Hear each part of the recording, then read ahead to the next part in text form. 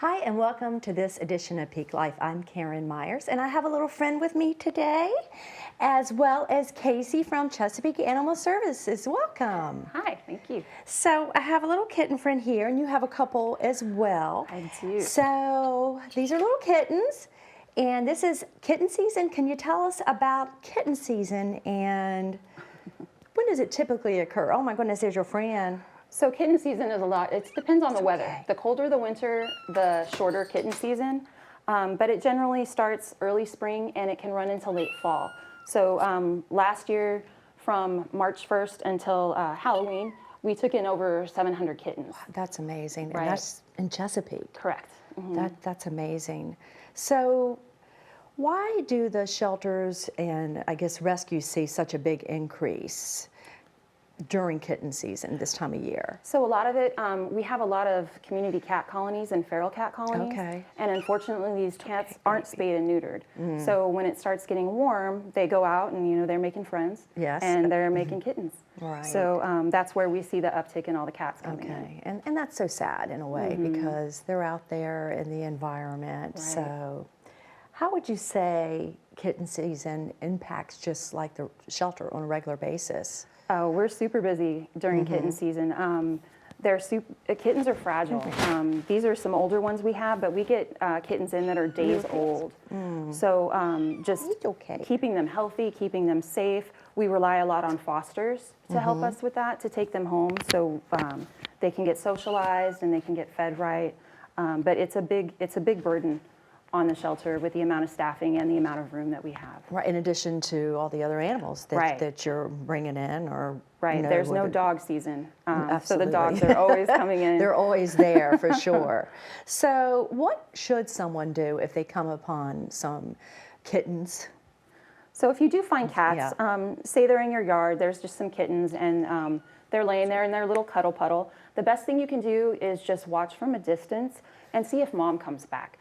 Kittens are always better off with their mom. Give mom some time to come back. If they're in any kind of danger or they're screaming very loudly, go ahead and grab them, pick them up, put them somewhere safe in a box, preferably with some sort of heat source, and then call a rescue or call the shelter and we'll come get them. Don't try to feed them.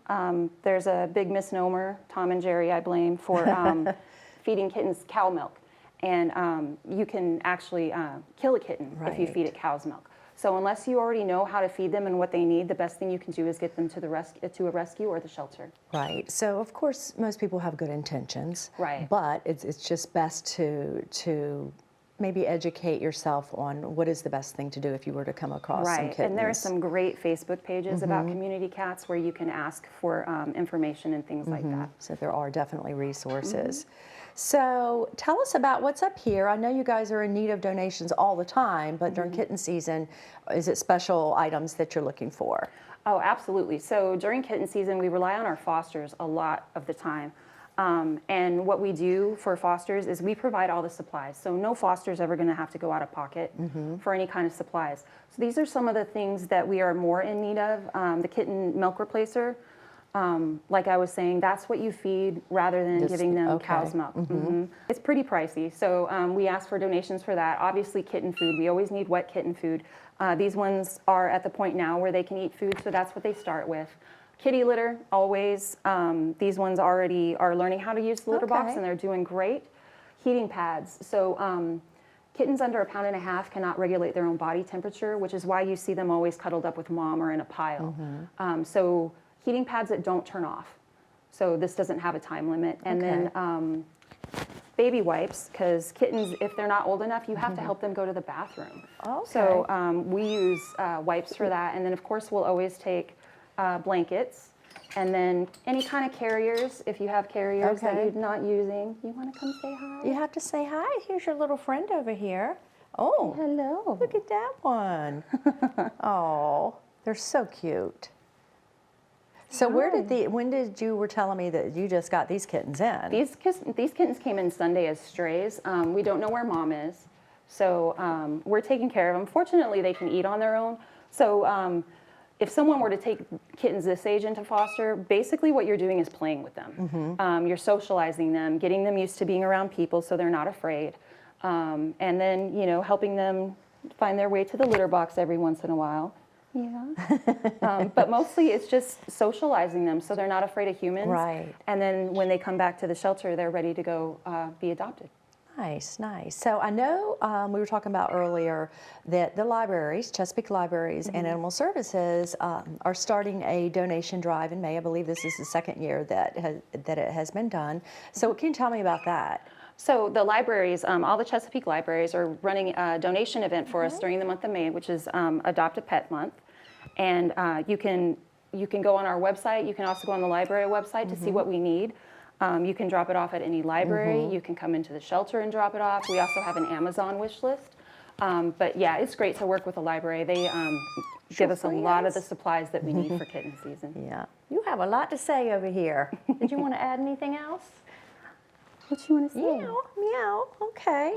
So I think we've covered it all. If someone wants more information about the donation or what items that you need or fostering a kitten, even if they can't adopt at this time, how do they get in touch? Go onto our website. So to foster or volunteer, there's an application on our website under volunteer programs. I'm the volunteer and foster coordinator, so I would be reaching out to you. Okay.